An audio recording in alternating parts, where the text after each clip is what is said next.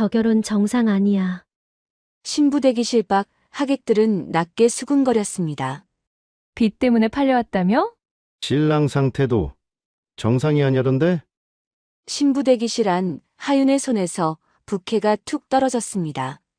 몸이 굳은 듯 움직이지 못한 그 순간 휠체어를 탄 준혁이 아무 말 없이 다가와 떨어진 부케를 집어 하윤의 손 위에 올려놓았어요. 서로의 손끝이 스치는 순간 하윤의 심장이 쿵 하고 내려앉았습니다. 할 얘기가 있어요. 첫날 밤 하반신 마비 남편이 꺼낸 말에 하윤의 숨이 멎었습니다. 도대체 하반신 마비 남편의 말에 여자가 놀란 이유는 무엇이었을까요? 사연 시작 전 구독과 좋아요를 눌러주시고 어디서 듣고 계신지 댓글 남겨주시면 당신의 하루에 작은 기적이 깃들기를 바라겠습니다. 그날 아침 강하윤의 집 앞에는 빨간 봉투들이 수북이 쌓여 있었어요. 우편함에도 문손잡이에도 심지어 현관 매트 아래까지 어느 것 하나 반가운 내용이 없는 것들이었죠. 독촉장, 압류 예고 통지, 법원 서류. 봉투마다 굵은 글씨로 빨갛게 도장이 찍혀 있었어요. 하윤은 그 봉투들을 하나씩 집어들면서도 열어볼 엄두가 나질 않았습니다. 이미 내용을 알고 있었거든요. 아니, 알고 싶지 않았던 거였을 겁니다. 하윤은 27살의 물리치료사였어요. 키는 보통이었고 눈매는 또렷했지만 요즘은 그 눈 아래 거뭇한 그늘이 가실 날이 없었죠. 병원 일을 마치고 집에 돌아오면 늘 현관문을 열기가 두려웠습니다. 문 안쪽에 어떤 일이 기다리고 있을지, 오늘은 또 누가 찾아왔을지. 그 두려움이 발걸음을 자꾸만 느리게 만들었어요. 집 안으로 들어서자 아버지 강병철이 낡은 소파에 앉아 있었습니다. 예순을 바라보는 나이였는데 요 몇 달 사이에 부쩍 늙어 보였어요. 머리카락은 허옇게 새었고 볼은 홀쭉하게 꺼져 있었죠. 한때는 그래도 사업이랍시고 양복을 차려입고 다니던 사람이었는데 지금은 구깃구깃한 추리닝 차림으로 멍하니 허공만 바라보고 있었습니다. 탁자 위에는 마시다 만 소주병이 놓여 있었고 그 옆에 빈 소주잔이 하나 나뒹굴고 있었어요. 하윤은 아무 말 없이 가방을 내려놓고 소주병을 치웠습니다. 아버지는 그것도 모르는 듯 꼼짝을 안 했어요. 아버지, 밥은 드셨어요? 대답이 없었습니다. 하윤이 부엌으로 가서 냉장고 문을 열었어요. 싸늘한 바람과 함께 안을 들여다보니 달걀 2개, 시들어가는 파 한 단, 그리고 반쯤 남은 된장통이 전부였습니다. 냉장고 선반은 텅 비어 있었고 형광등 불빛만 썰렁하게 내부를 비추고 있었죠. 하윤은 한참을 그 앞에 서 있었어요. 냉장고 문을 닫으면 이 현실도 같이 닫힐 것 같았지만 그럴 수는 없는 노릇이었습니다. 달걀 2개를 꺼내 프라이를 만들었어요. 기름 두르는 소리가 지직났고 노릇하게 익어가는 냄새가 좁은 부엌에 퍼졌습니다. 하윤은 그걸 밥 위에 얹어 아버지 앞에 가져다 놓았어요. 아버지는 그때서야 고개를 들었습니다. 하윤아, 아버지 드세요. 밥 식어요. 아버지의 목소리는 쉬어 있었어요. 목이 잠긴 것인지 울었던 것인지. 하윤은 그냥 숟가락을 손에 쥐어들이고 건너편에 앉았습니다. 그날 밤 늦게 현관문을 두드리는 소리가 났어요. 처음에는 한 번, 그 다음에는 연달아 쿵쿵. 하윤은 방에서 소리를 들으며 숨을 죽였습니다. 아버지는 이미 방에 들어가 있었어요. 아무도 나가질 않았죠. 두드리는 소리는 한동안 계속되다가 멈췄고 잠시 후 문 아래 틈으로 종이 한 장이 밀려 들어왔습니다. 하윤이 그것을 집어들었어요. 최종 압류 예고. 기한 내 미납시 가재도구 및 부동산 일체 압류 집행. 종이 위의 글씨들이 눈앞에서 흔들렸습니다. 그날 밤 하윤은 불을 켜지 못했어요. 전기요금이 2달째 밀려 있었거든요.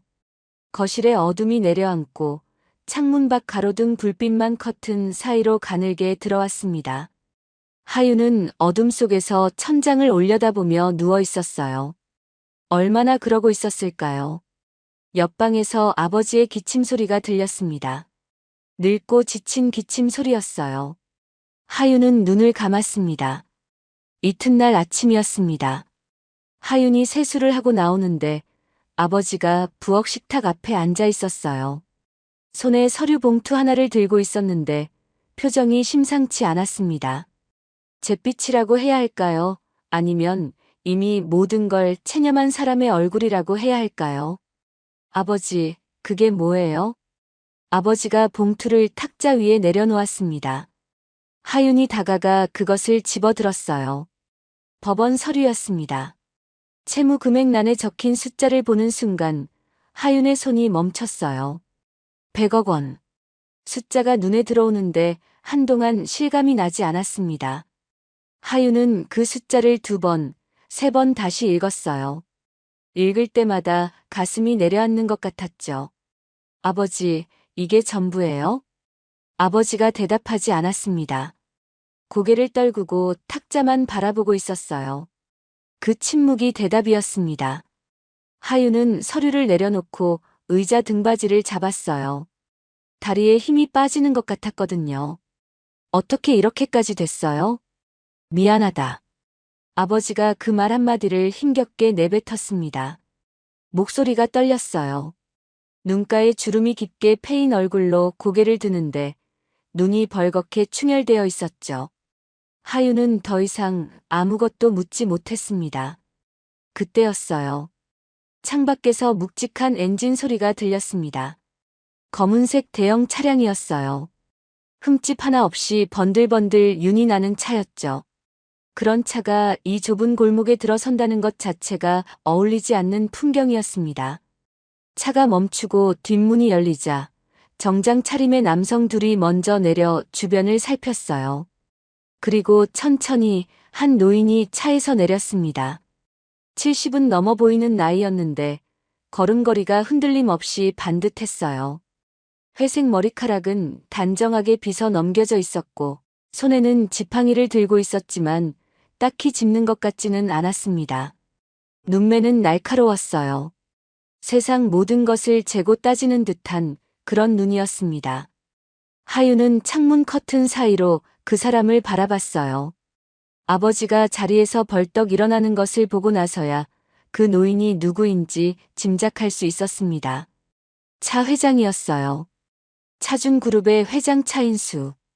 아버지가 사업 자금을 빌렸던 바로 그 사람이었습니다. 잠시 후 거실에 세 사람이 마주 앉게 됐어요. 차 회장은 소파에 등을 기대고 앉았고 아버지는 그 맞은편에 잔뜩 움츠린 채 앉아 있었습니다. 하윤은 부엌과 거실 사이 경계에 서 있었어요. 앉으라는 말도 없었고 나가라는 말도 없었습니다. 차 회장이 천천히 거실을 훑어봤어요. 낡은 소파, 곰팡이 흔적이 있는 벽지, 형광등 하나가 깜빡이는 천장. 그 눈빛에는 평가하는 색깔이 뚜렷했습니다. 딱히 경멸하는 것 같지도 않았고 그렇다고 동정하는 것 같지도 않았어요. 그저 사실을 확인하는 눈이었죠. 강 사장 100억이요. 차 회장이 먼저 입을 열었습니다. 목소리는 낮고 조용했어요. 그런데 그 조용함이 오히려 더 무거웠습니다. 아버지가 고개를 끄덕였어요.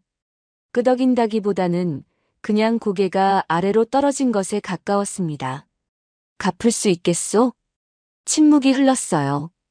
아버지가 아무 말도 못했습니다.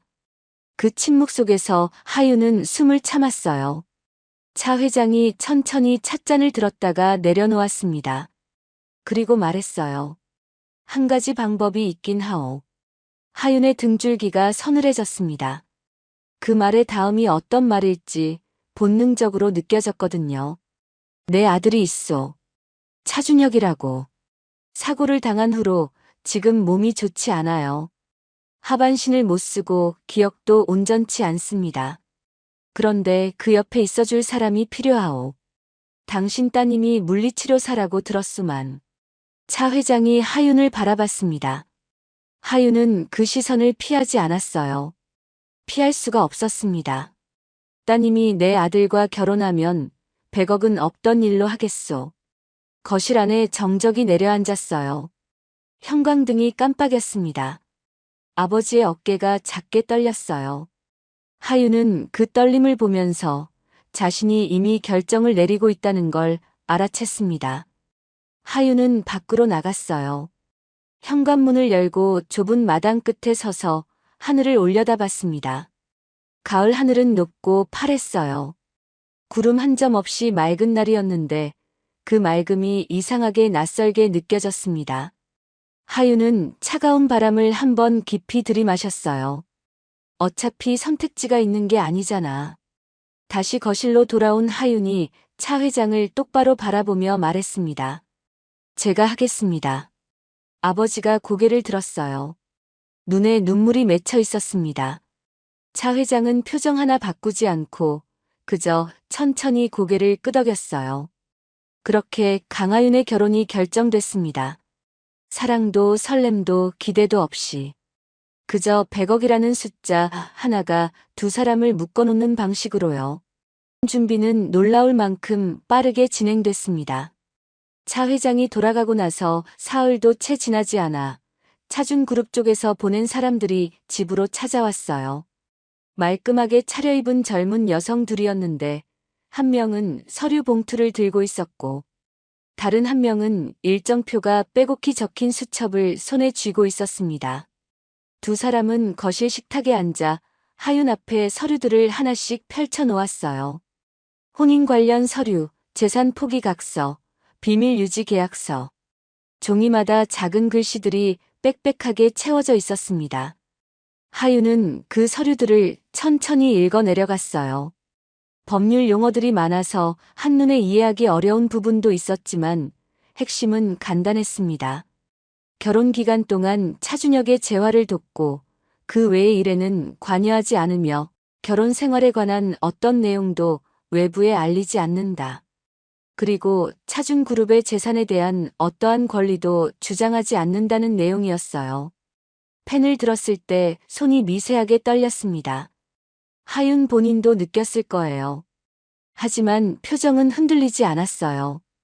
펜 끝을 서류에 갖다 대고 천천히 서명을 했습니다. 사각사각 펜이 종이 위를 긁는 소리가 조용한 거실에 또렷하게 울렸어요. 서명을 마치고 나서 하윤은 잠깐 그 자리에 멈췄습니다. 손을 무릎 위에 내려놓고 조용히 숨을 골랐어요. 이건 결혼이 아니야. 그냥 계약이야. 혼잣말처럼 마음속으로 되는 말이었습니다. 결혼식 날짜는 그로부터 열흘 뒤로 잡혔어요. 드레스는 차준그룹 측에서 이미 준비해 둔 것을 입기로 했습니다. 하윤이 직접 고른 것이 아니었어요. 담당자가 가져온 옷을 한번 걸쳐보고 사이즈가 맞으면 그걸로 하는 식이었죠. 웨딩드레스를 입어보면서 설레야 할 순간에 하윤은 그냥 거울 앞에 서 있었습니다. 흰 드레스를 입은 자신의 모습을 바라보는데 낯선 사람을 보는 것 같았어요. 결혼식 전날 밤이었습니다. 하윤은 잠이 오지 않았어요. 방 안에 불을 끄고 누웠는데 천장만 보다가 결국 일어나 앉았습니다. 그리고 조용히 방을 나와 아버지가 낡은 액자에 넣어둔 어머니 사진 앞에 섰어요. 하윤이 12살 때 돌아가신 어머니였습니다. 사진 속 어머니는 젊고 환하게 웃고 있었어요. 하윤은 그 앞에 한참을 서 있었습니다. 아무 말도 하지 않았어요. 그냥 가만히 바라보다가 눈을 한번 꾹 감았다가 뜨고 방으로 돌아왔습니다. 이튿날 결혼식장은 서울 시내 중심가에 있는 대형 예식장이었어요. 차준그룹 측에서 대관한 곳이었는데 건물 자체가 위압적일 만큼 크고 웅장했습니다. 입구부터 흰 꽃 장식이 줄을 이었고 홀 안쪽은 샹들리에 불빛이 환하게 내려쬐고 있었어요. 하객들은 대부분 하윤이 한 번도 본 적 없는 얼굴들이었습니다. 정장을 차려입은 사람들이 삼삼오오 모여 이야기를 나누고 있었고 간간히 웃음소리도 들렸어요. 그 화사한 분위기 속에서 하윤만 혼자 동떨어진 것 같은 느낌이었습니다. 신부 대기실은 홀에서 멀리 떨어진 복도 끝에 있었어요. 방 안에는 조명이 환하게 켜져 있었고 큰 거울이 정면에 놓여 있었습니다. 하윤은 드레스를 입고 그 거울 앞 의자에 앉았어요. 메이크업 담당자가 마무리 손질을 하고 나간 뒤 방 안에는 하윤 혼자 남았습니다. 조용했어요. 바깥에서 하객들의 웅성거리는 소리가 벽을 타고 희미하게 들려왔죠. 그때 복도 쪽에서 누군가의 목소리가 들렸어요. 낮게 속삭이는 소리였는데 문이 얇아서 내용이 흘러들어왔습니다. 신랑이 휠체어를 탄다던데. 사고가 났다고 하던데 뭔 사고래. 글쎄, 차준그룹 후계자였다잖아. 그 사람이 왜 저런 결혼을 하나 했더니 신부 쪽 집안이 빚이 많다더라. 하윤은 그 소리를 들으면서도 거울을 바라봤습니다. 표정을 바꾸지 않으려고 했어요. 손에 쥔 부케의 줄기를 손가락으로 꼭 감쌌는데 흰 꽃잎들이 아주 미세하게 흔들렸습니다. 그 순간이었어요. 복도에서 낮고 규칙적인 소리가 들렸습니다. 끼익끼익. 바퀴가 바닥을 구르는 소리였어요. 소리는 가까워졌다가 대기실 문 앞에서 멈췄습니다. 잠시 후 문이 열렸어요. 휠체어를 탄 남자가 문 안으로 들어왔습니다. 32살이라고 들었는데 실제로 보니 나이보다 훨씬 차가운 인상이었어요. 키가 컸고 어깨가 넓었습니다. 양복을 입고 있었는데 흐트러진 데가 하나도 없었어요. 머리카락은 단정하게 정돈되어 있었고 손은 휠체어 바퀴 위에 가지런히 얹혀 있었습니다. 그런데 눈이 문제였어요. 눈에 아무것도 없었습니다. 감정이라고 할 만한 것이 전혀 담겨 있지 않았어요. 기쁨도 긴장도 설렘도 없는 눈이었습니다. 그냥 상대를 확인하는 눈이었죠. 하윤도 그 남자를 바라봤어요. 거울 속 자신의 얼굴이 살짝 굳어지는 것을 느꼈습니다. 이 사람이 내 남편이 될 사람이구나. 두 사람 사이에 아무 말도 없었어요. 몇 초쯤 됐을까요? 짧은 시간이었는데 길게 느껴졌습니다. 그 남자, 차준혁이 먼저 시선을 거뒀어요. 그리고 아주 짧게 고개를 한번 숙였습니다.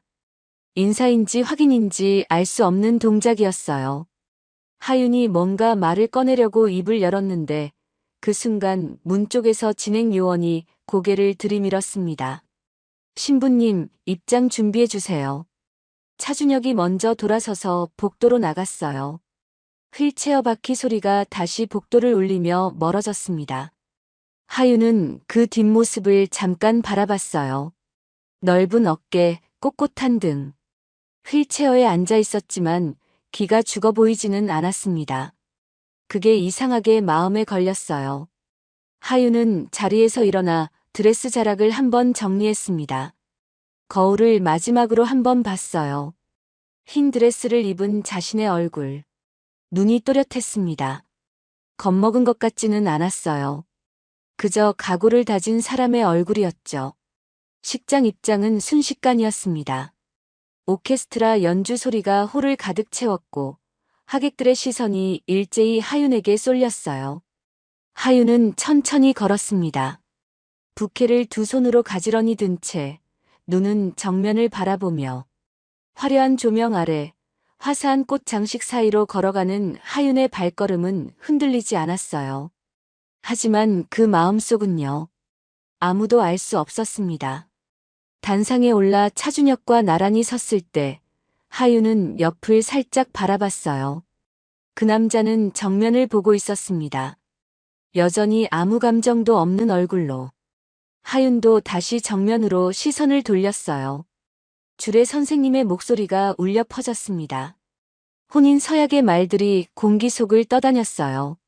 사랑하고 존중하고 평생을 함께하겠노라는 말들이었죠. 하윤은 그 말들을 들으면서 속으로 생각했습니다. 이건 서약이 아니야. 이건 그냥 계약서에 도장 찍는 거야. 그렇게 강하윤과 차준혁의 결혼식이 끝났습니다. 하객들의 박수 소리가 홀을 가득 채웠고 꽃잎이 뿌려졌어요.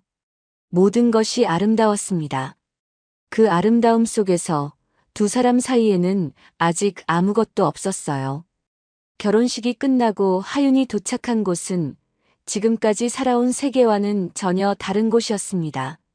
차준그룹 회장의 아들이 거처하는 저택이었어요. 서울 외곽 조용한 산자락 아래에 자리 잡은 곳이었는데 대문부터가 보통 집과 달랐습니다. 묵직한 철제 대문이 천천히 양옆으로 열리자 길고 넓은 진입로가 나타났어요. 진입로 양쪽으로는 키 큰 나무들이 줄지어 서 있었고 나뭇잎 사이로 저녁 햇살이 비스듬하게 내려쬐고 있었습니다. 차가 그 길을 따라 천천히 올라가자 저 멀리 본체 건물이 모습을 드러냈어요. 3층짜리 단독 건물이었는데 외벽은 짙은 회색 돌로 마감되어 있었고 창문마다 두꺼운 커튼이 드리워져 있었습니다. 화려하다기보다는 무겁고 단단한 느낌의 집이었어요. 오래된 권력이 쌓여 있는 것 같은 그런 분위기였습니다. 하윤은 차에서 내리면서 고개를 들어 건물을 올려다봤어요. 드레스 자락을 한 손으로 살짝 잡아 올리며 현관 계단을 올랐습니다. 계단 양옆으로 화분이 놓여 있었는데 관리가 잘 된 식물들이었어요. 누군가 꾸준히 손을 보고 있다는 걸 알 수 있는 윤기나는 잎사귀들이었죠. 현관문이 열리자 집 안쪽에서 나이든 여성이 나와 고개를 숙였습니다. 머리를 단정하게 올려 묶은 예순 언저리의 가정부였어요. 표정은 무표정에 가까웠고 눈빛에는 낯선 사람을 가늠하는 기색이 역력했습니다. 반갑다거나 환영한다는 기색은 없었어요. 그저 해야 할 일을 하는 사람의 얼굴이었습니다. 안내해드리겠습니다. 짧은 한마디를 남기고 가정부가 앞장섰어요. 하윤은 그 뒤를 따라 집 안으로 들어갔습니다. 내부는 넓었어요. 현관을 지나면 바로 큰 거실이 펼쳐졌는데 천장이 높아서 소리가 울릴 것 같은 공간이었습니다.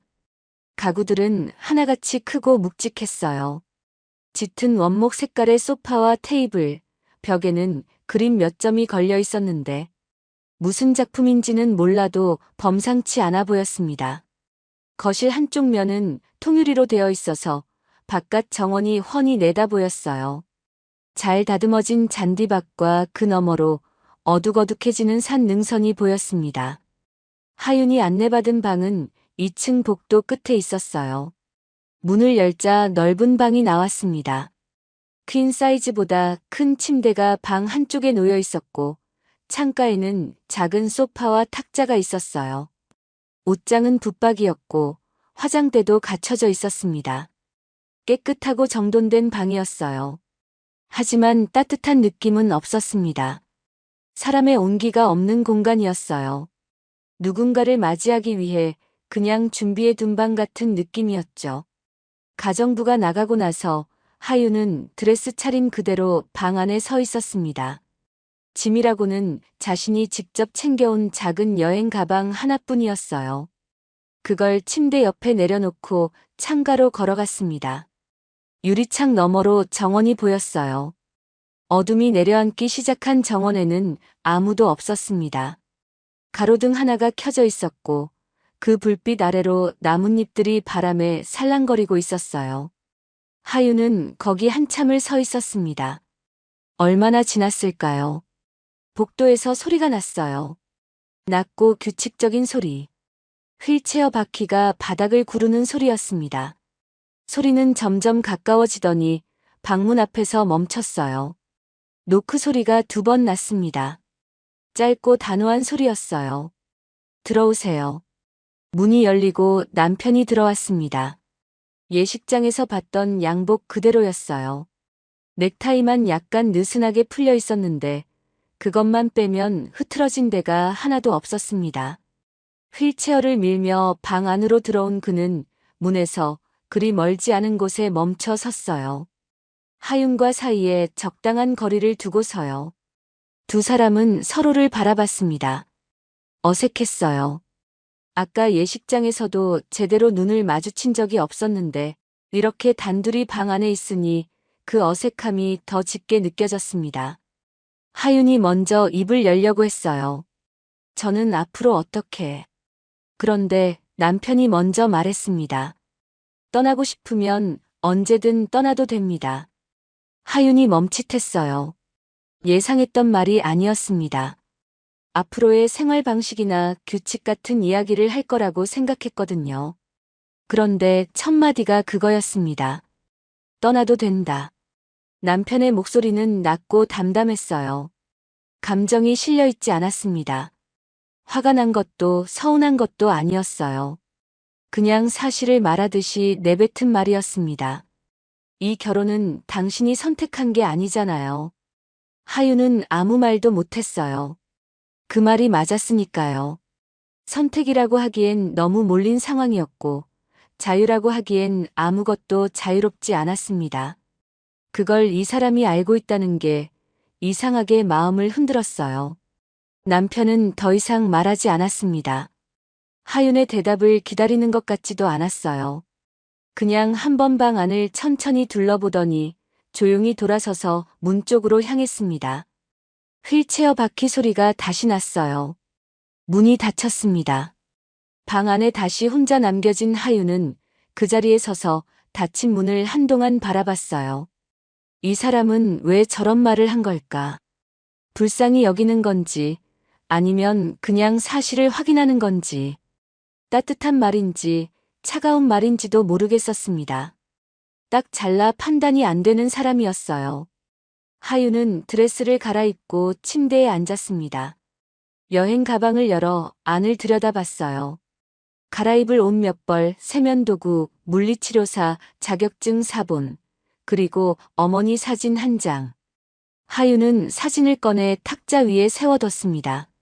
낯선 방 안에 그것 하나가 놓이자 조금은 덜 낯설어지는 것 같았어요.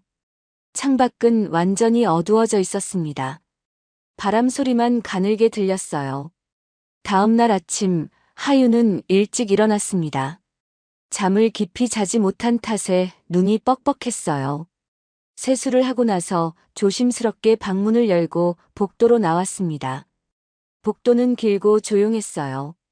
문들이 줄지어 있었는데 어느 방이 무슨 방인지 알 수가 없었습니다. 하윤은 발소리를 죽이며 천천히 걸었어요. 계단을 내려와 1층 복도를 돌다 보니 복도 끝에 굳게 닫힌 문이 하나 있었습니다. 다른 문들과는 달리 자물쇠가 걸려 있었어요. 문 앞에 잠깐 서서 바라보는데 뒤에서 인기척이 났습니다. 가정부였어요. 언제 나타났는지 소리도 없이 다가와 있었습니다. 그 방에는 들어가지 않으시는 게 좋을 겁니다. 목소리가 차가웠어요. 설명은 없었습니다. 하윤은 고개를 돌려 가정부를 바라봤어요. 가정부는 그 이상 아무 말도 하지 않고 그냥 몸을 돌려 걸어가 버렸습니다. 하윤은 다시 잠긴 문을 바라봤어요. 무언가 있다는 건 분명했습니다. 하지만 첫날부터 무언가를 캐묻는 건 맞지 않는 것 같았어요. 식사 시간이 됐습니다. 가정부가 식탁에 음식을 차려놓았어요. 국과 밥, 반찬 몇 가지였는데 모양새는 반듯했습니다. 하윤이 자리에 앉아 있자니 조금 후 남편이 들어왔어요. 휠체어를 밀며 식탁 반대편에 자리를 잡았습니다. 두 사람은 아무 말 없이 밥을 먹었어요. 숟가락이 그릇에 부딪히는 소리, 젓가락 소리만 식탁 위에 떠돌았습니다. 하윤은 반찬을 집으려다가 문득 고개를 들었어요. 남편과 눈이 마주쳤습니다. 남편은 바로 시선을 내리깔았어요. 하윤도 다시 밥그릇을 들여다봤습니다. 밥 한 끼를 다 먹는 동안 두 사람 사이에 오간 말은 없었어요. 식사가 끝나고 남편이 나가자 하윤은 혼자 식탁에 앉아 잠깐 멍하니 있었습니다. 이 집에서의 첫날이 그렇게 지나갔어요. 어색하고 조용하고 무겁게요. 밤이 됐을 때 하윤은 방에 앉아 아버지에게 전화를 걸었습니다. 신호가 한참 가다가 끊겼어요. 다시 걸었지만 마찬가지였습니다. 하윤은 휴대폰을 내려놓고 창밖을 바라봤어요. 정원에 가로등 불빛이 켜져 있었습니다. 나무들이 바람에 흔들리고 있었어요. 하윤은 그 불빛을 바라보다가 천천히 눈을 감았습니다. 낯선 집, 낯선 사람, 낯선 생활. 하지만 도망칠 곳은 없었어요.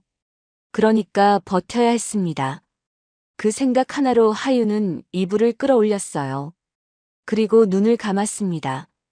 저택에서의 아침은 하윤이 살아온 어떤 아침과도 달랐습니다.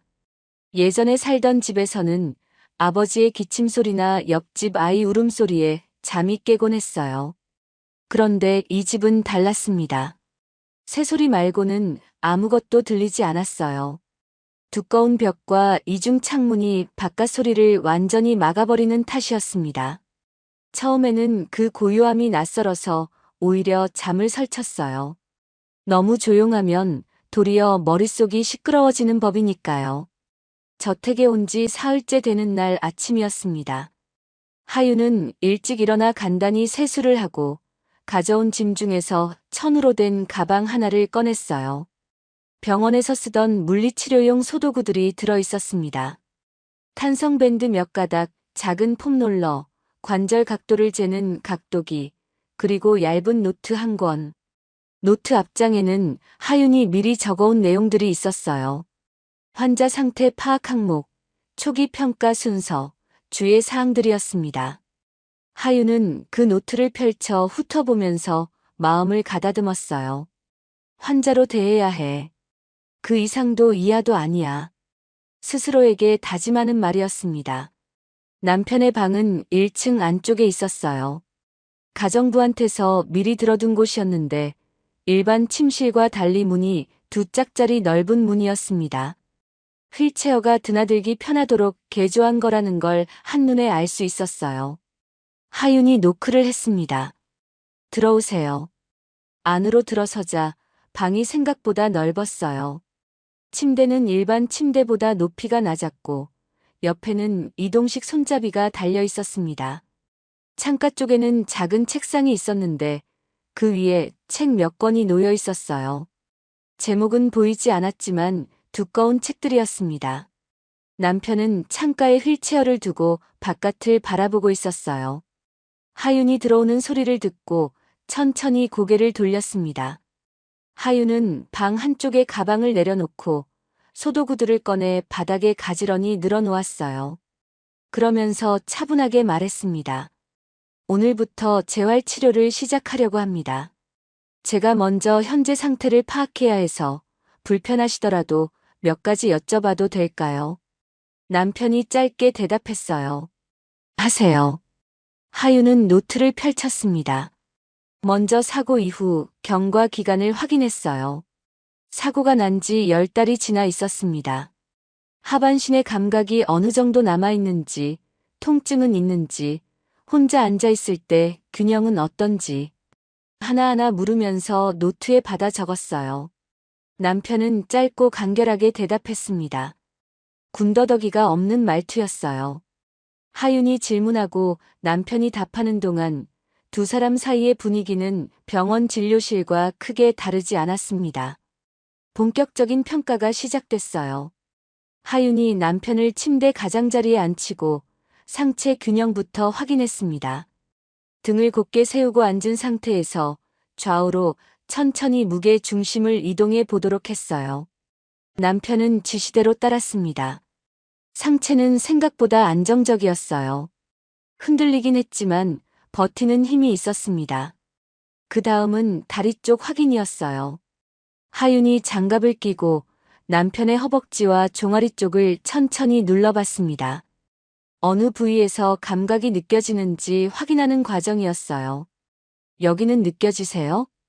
조금요. 여기는요? 잠깐 침묵이 흘렀어요. 그리고 남편이 말했습니다. 모르겠습니다. 하윤은 표정을 바꾸지 않고 노트에 받아 적었어요. 그런데 그 다음이었습니다.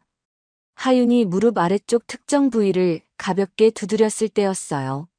남편의 다리가 미세하게 움찔했습니다. 아주 작은 반응이었어요. 하윤은 손을 멈추고 그 부위를 다시 한번 같은 방식으로 눌러봤습니다. 다시 한번 미세한 떨림이 있었어요. 하윤의 눈이 살짝 좁아졌습니다. 이 정도 반응이면 완전 마비가 아닐 수 있었어요. 신경이 살아있다는 뜻이었습니다. 물론 한두 번의 반응만으로 단정할 수는 없었어요. 하지만 가능성이 있다는 건 분명했습니다. 이 정도면 생각보다 상태가 나쁘지 않을 수도 있어. 하윤은 속으로만 그렇게 생각하고 겉으로는 아무 말도 하지 않았습니다. 섣불리 희망을 말했다가 아닌 게 되면 환자에게 상처가 되거든요. 그래서 그냥 기록만 했어요. 탄성밴드를 이용한 간단한 운동을 시작했습니다. 누운 상태에서 밴드를 발에 걸고 다리를 천천히 위로 들어 올리는 동작이었어요.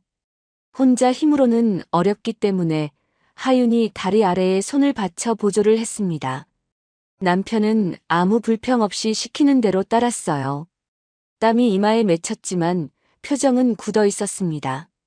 이를 악물고 버티는 것 같았어요. 그러다 동작을 반복하던 중이었습니다. 하윤이 다리를 받치고 있는데 갑자기 남편의 표정이 확 바뀌었어요. 눈썹이 모이고 눈빛이 날카로워지면서 순간적으로 전혀 다른 사람 같은 얼굴이 됐습니다. 강하고 예리한 눈이었어요.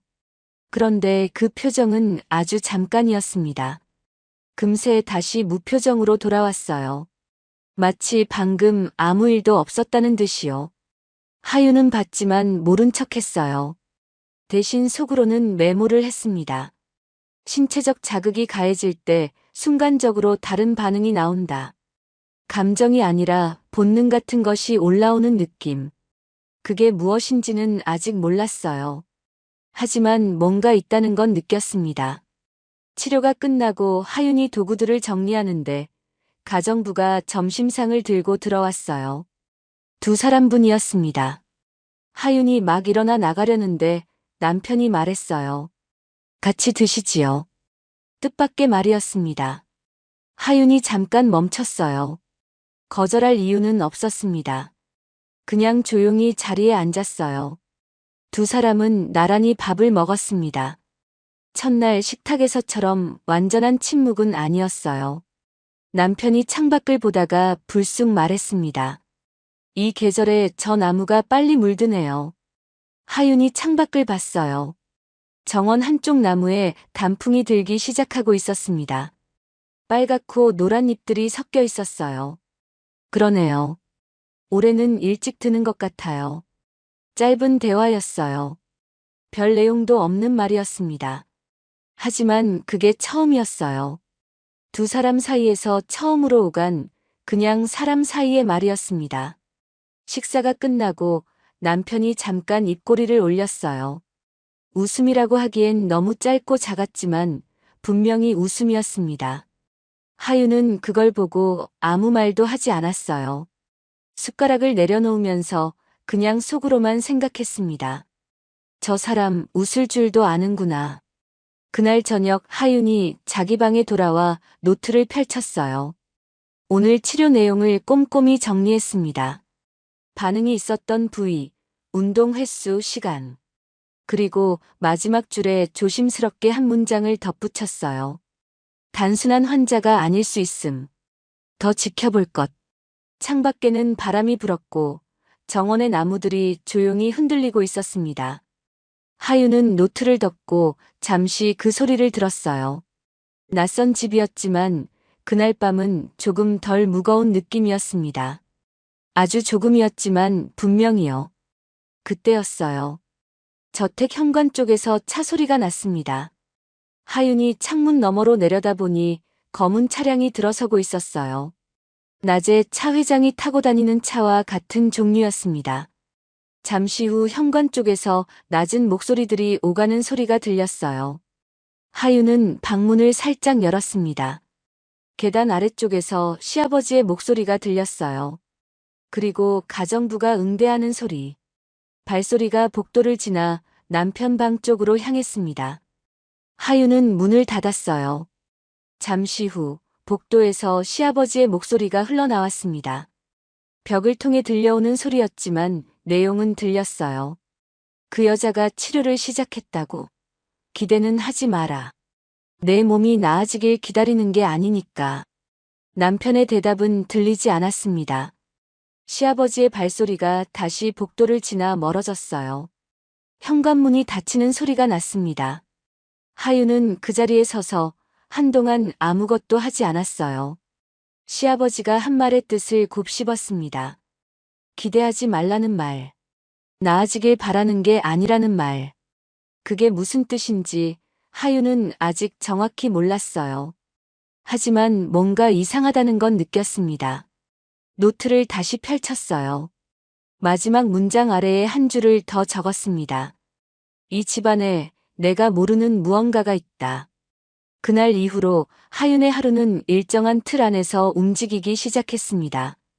아침 일찍 일어나 간단히 식사를 마치고 오전 중에 남편의 재활 치료를 진행했어요. 치료가 끝나면 점심을 먹고 오후에는 치료 기록을 정리하거나 다음날 프로그램을 준비했습니다. 저녁에는 각자 방에서 시간을 보냈어요. 말수가 많지 않은 두 사람이었지만 그 조용한 일과가 반복되다 보니 이상하게도 점점 어색함이 줄어들었습니다. 낯선 것이 익숙해지는 건 언제나 시간이 해결해주는 일이었어요. 치료는 나흘째, 닷새째로 접어들면서 조금씩 달라졌습니다. 처음에는 그냥 시키는 동작을 묵묵히 따르기만 하던 남편이 슬슬 치료 도중에 짧게나마 말을 걸기 시작했어요. 이 동작이 어디에 좋은 건지, 왜 이쪽 근육부터 먼저 자극하는 건지. 질문들이 단순하지 않았습니다. 그냥 궁금해서 묻는 게 아니라 이미 어느 정도 알고 있는 사람이 확인하듯이 묻는 말투였어요. 하윤은 그게 조금 걸렸지만 그냥 넘겼습니다. 열흘쯤 됐을 무렵이었어요. 치료를 마치고 두 사람이 거실에 앉아 있는데 가정부가 텔레비전을 켜뒀습니다. 평소에는 거실 텔레비전을 잘 켜지 않았는데 그날은 뉴스가 흘러나왔어요. 경제 뉴스였습니다. 앵커가 또렷한 목소리로 기사를 읽고 있었어요. 차준그룹 계열사인 준성건설이 이번 분기 대규모 수주 계약을 체결했습니다. 업계에서는 이번 결정이 그룹 전체의 재편 전략과 맞닿아 있다는 분석을 내놓고 있으며 하윤은 그냥 흘려듣고 있었어요. 그런데 남편 쪽에서 미세한 변화가 생겼습니다. 자세가 조금 달라졌어요. 등을 기대고 있던 자세에서 몸이 살짝 앞으로 기울었습니다. 눈이 텔레비전 화면에 고정됐어요. 그러더니 혼잣말처럼 중얼거렸습니다. 저건 잘못된 판단인데.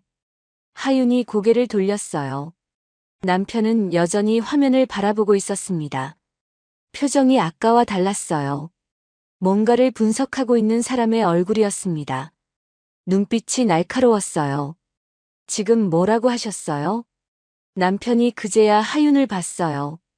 그리고 자신이 방금 한 말을 깨달은 듯 표정이 살짝 굳었습니다. 아닙니다. 그냥. 하윤은 그냥 넘기지 않았어요. 기억이 없으시다고 하셨잖아요. 그런데 방금 그 기사 내용에 대해서 판단을 하셨어요. 남편이 아무 말도 하지 않았습니다. 시선을 창밖으로 돌렸어요. 바깥에는 바람이 불고 있었고 정원의 나무들이 흔들리고 있었습니다. 한참 침묵이 흐른 뒤에 남편이 말했어요. 저도 왜 그런지 모르겠습니다. 그 말은 거짓말이 아닌 것 같았어요. 진짜로 당황한 사람의 목소리였습니다. 하윤은 더 이상 캐묻지 않았어요. 하지만 머릿속은 바빠지기 시작했습니다. 그 일이 있고 이틀 후였어요. 하윤이 치료 준비를 하면서 책상 위에 서류 몇 장을 올려뒀습니다. 재활계획서와 함께 의료 관련 서식들이었는데 그중 하나가 책상 끝으로 밀려 남편 쪽에 가까이 놓이게 됐어요. 남편이 그 서류를 집어들었습니다. 별뜻 없이 집어든 것 같았어요. 그런데 서류를 훑어보는 속도가 예사롭지 않았습니다. 눈이 빠르게 움직였어요. 몇 줄 내려가더니 손가락으로 한 줄을 짚었습니다. 여기 이 항목이 빠져 있는데요. 하윤이 다가가 봤어요. 남편이 짚은 부분은 서식 중간쯤에 있는 세부 평가 항목이었습니다. 일반인이라면 그냥 지나쳤을 내용이었어요. 의료 쪽 지식이 없으면 뭐가 빠진 건지조차 알 수 없는 부분이었습니다.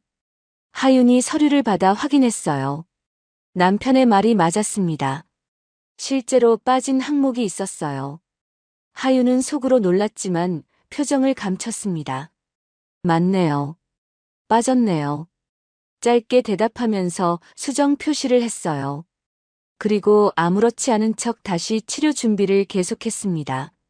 하지만 머릿속에서는 생각이 멈추질 않았어요. 저 사람 의료 서식에서 빠진 항목을 찾아냈습니다. 기업 뉴스를 보면서 전략적 판단을 내뱉었어요. 기억이 없다는 사람이 이런 반응을 보인다는 게 앞뒤가 맞질 않았습니다. 완전히 기억을 잃은 게 아닐 수 있었어요. 아니면 기억은 없는데 몸에 배어있는 본능 같은 것이 남아있는 건지도 몰랐습니다. 오랫동안 익히고 훈련된 것들은 기억이 사라져도 몸 어딘가에 남는다는 말을 들은 적이 있었어요. 그날 밤이었습니다. 하윤이 자기 방에서 노트에 기록을 정리하고 있는데 문득 발소리가 들렸어요. 복도에서 휠체어 바퀴 소리가 천천히 지나갔습니다. 하윤은 펜을 내려놓고 귀를 기울였어요. 소리는 복도 끝에서 멈추는 것 같았습니다. 그리고 한참 동안 아무 소리도 나지 않았어요. 혼자 거기서 뭘 하는 걸까?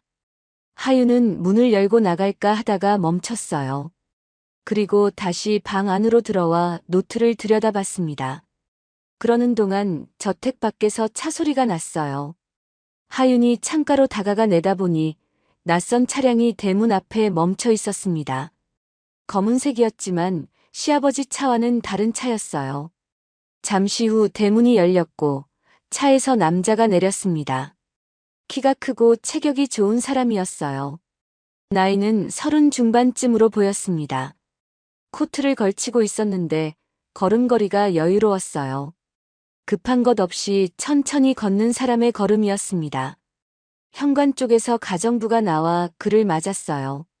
두 사람이 짧게 무언가를 주고받더니 가정부가 안으로 들어갔습니다. 그 남자는 잠깐 서서 저택 건물을 올려다봤어요. 그러다가 2층 쪽으로 시선이 올라오는 것 같았습니다. 하윤은 반사적으로 커튼 뒤로 몸을 뺐어요. 잠시 후 현관 쪽에서 목소리가 들렸습니다. 낮고 부드러운 목소리였는데 어딘지 모르게 기름진 느낌이었어요. 가정부와 짧게 대화를 나누더니 이내 차에 다시 올라탔습니다. 차가 천천히 대문 밖으로 나갔어요. 하윤은 커튼을 살짝 걷고 그 차가 멀어지는 것을 바라봤습니다. 누굴까? 이 집에 아는 사람이 없으니 누구인지 알 도리가 없었어요. 하지만 이상하게도 기분이 좋지 않았습니다. 딱히 이유를 댈 수 없는 불쾌함이었어요. 본능적으로 느껴지는 불편함이었습니다. 다음 날 아침 치료 시간이었어요. 하윤이 치료를 준비하면서 어제 온 손님 이야기를 슬쩍 꺼냈습니다. 어제 저녁에 손님이 오셨던 것 같던데요. 차 한 대가 왔다 가더라고요. 남편의 손이 잠깐 멈췄어요. 아주 짧은 순간이었습니다. 그리고 다시 아무렇지 않은 얼굴로 말했어요. 그랬나요? 몰랐습니다. 하윤은 더 묻지 않았어요. 하지만 치료를 진행하면서 남편의 표정을 조심스럽게 살폈습니다. 그 짧은 순간의 멈춤이 마음에 걸렸거든요. 모른다고 했지만 그 표정은 모르는 사람의 표정이 아니었어요. 치료가 끝나갈 무렵이었습니다. 마지막 동작으로 상체를 천천히 앞으로 숙였다 세우는 걸 반복하는 중이었어요. 남편이 동작을 하다가 갑자기 시선을 창밖으로 던졌습니다. 눈빛이 멀리 가 있었어요. 아까 그 차 이야기를 들은 뒤부터 어딘지 모르게 집중이 흐트러진 것 같았습니다. 하윤은 조용히 기다렸어요. 억지로 집중시키려 하지 않았습니다. 그냥 옆에 있어줬어요. 그러자 남편이 스스로 다시 자세를 잡고 동작을 이어갔습니다. 그날 저녁 하윤은 노트를 펼치고 오늘의 기록을 썼어요. 치료 내용을 적고 나서 마지막에 따로 항목을 만들었습니다. 기억 상실인가 아니면 기억이 잠든 건가? 본능은 살아있음. 특정 자극에 반응함. 어제 방문자에 대해 알고 있을 가능성 있음. 펜을 내려놓고 창밖을 바라봤어요. 밤하늘에 별이 몇 개 보였습니다. 하윤은 한동안 그것들을 바라보다가 혼자 조용히 생각했어요. 이 사람에 대해서 아직 모르는 게 너무 많았습니다. 모르는 게 너무 많다고 느끼기 시작하면 사람은 자꾸 눈에 걸리는 것들이 생기기 마련입니다. 하윤도 그랬어요. 치료를 하면서 남편을 바라보는 눈이 달라지고 있었습니다. 처음에는 그냥 환자였어요. 상태를 파악하고 적절한 운동을 시키고 회복을 돕는 대상. 그런데 어느 순간부터 그 눈으로만 보이지 않았습니다. 기업 뉴스에 반응하던 눈빛, 의료 서식에서 빠진 항목을 짚어내던 손가락, 어제 방문자 이야기를 듣고 잠깐 굳었던 표정. 그런 것들이 머릿속에 쌓여갔어요. 설명이 되지 않는 것들이었습니다. 그러던 어느 날 오전이었어요. 치료를 마치고 하윤이 거실 쪽으로 나오는데 현관 쪽에서 조심스러운 발소리가 들렸습니다. 가정부가 아니었어요. 발소리가 너무 가벼웠거든요. 하윤이 고개를 돌리자 복도 끝에 젊은 여성이 서 있었습니다. 26쯤 되어 보이는 여성이었어요. 키가 작고 마른 편이었는데 눈이 컸습니다. 남편과 닮은 눈이었어요. 눈매의 각도가 비슷했고 눈빛에 뭔가를 재고 따지는 기색이 있었습니다. 수수한 옷차림이었지만 태도에서 이 집안 사람이라는 게 느껴졌어요. 형수님이시죠? 목소리가 낮고 조심스러웠습니다. 저는 차설인이에요. 준혁 오빠 여동생입니다. 하윤이 고개를 끄덕였어요. 설이는 주변을 한번 살피더니 하윤에게 가까이 다가왔습니다. 그리고 작은 목소리로 말했어요. 잠깐 시간 되세요? 드릴 말씀이 있어서요. 여기서는 안 되고 밖에서요.